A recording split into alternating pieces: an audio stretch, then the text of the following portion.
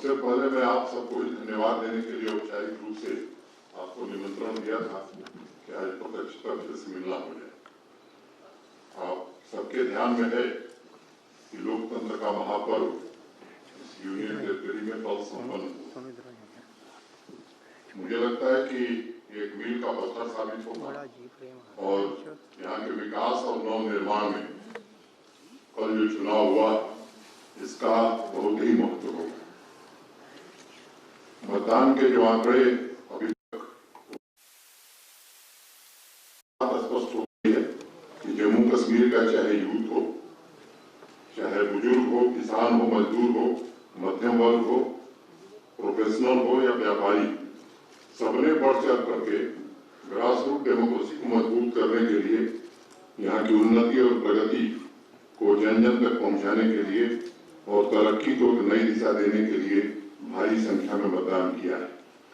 अगर पिछले लोकसभा चुनाव से और इस चुनाव के मत प्रतिशत की तुलना करेंगे आप, तो कठिन स्थानों पर भी विपरीत मौसम के बावजूद मैं कह सकता हूं कि कई स्थानों पर दुगुना मतदान हुआ और इसके लिए मैं श्रेय आपको देना चाहता हूं। पिछले दिनों जनता से सीधा संवाद स्थापित करने का जम्मू कश्मीर प्रशासन ने जो प्रयास किया, उनकी समस्याओं के समाधान में जिस तरह रुचि सबने कर दिखाई और उसको आपने जिस ढंग से लोगों तक पहुंचाने का काम किया, मैं मानता हूं कि आपकी भी भूमिका अत्यंत महत्वपूर्ण रही है। तीसरी बात, मुझे लगता है कि भारत के संविधान में जो संशोधन हुआ 73rd और 74th, उसमें जो कमियां रह गई थी, पंचायतों को और अर्बन लोकल बॉडीज को मजबूत करने के लिए जो काम किया जा सकता था, वो अधिकतम काम पिछले 3-4 महीनों में हमने किया। और 3 टियर सिस्टम यहाँ भी लागू हो तो डीडीसी के चुनाव भी यहाँ करा दिए। तो मैं उन सभी राजनीतिक दलों को और इंडिपेंडेंट उम्मीदवार को भी, जिन्होंने भारत के संविधान में आस्था व्यक्त की है, उनको भी मैं विशेष रूप से धन्यवाद देना चाहता हूं।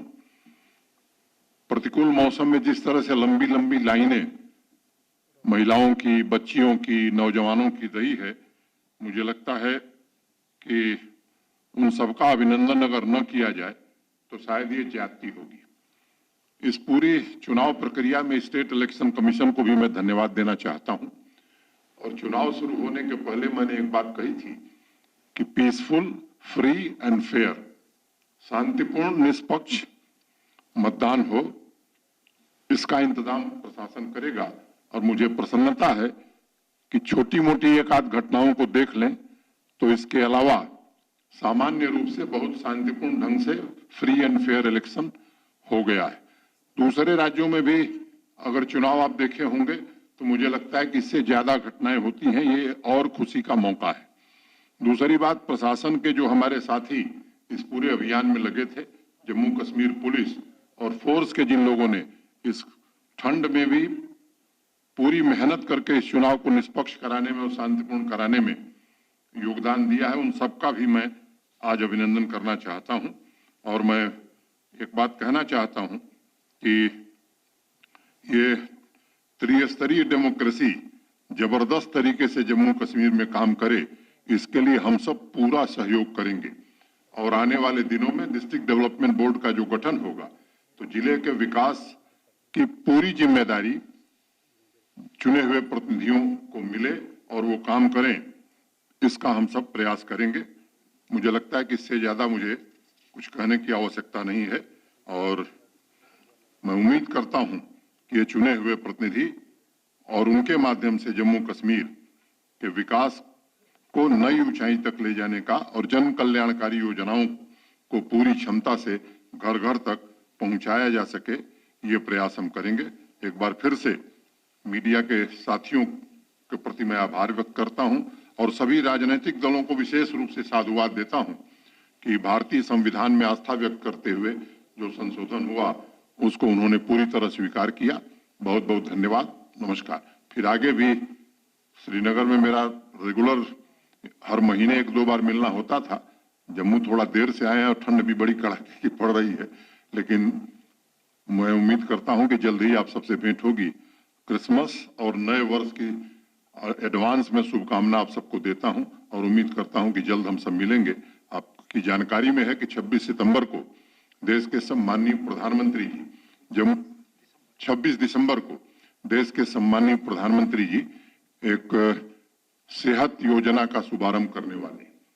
आपको ये भी मालूम है कि आयुष्मान भारत प्रधानमंत्री जन आरोग्य जब शुरू हुआ था तो उसमें एक क्राइटेरिया थी कि 2011 के सेंसस में जो लोग गरीबी रेखा के नीचे जीवन यापन करते हैं ऐसे परिवारों को 5 लाख रुपए का हेल्थ कवर हर साल मिलेगा।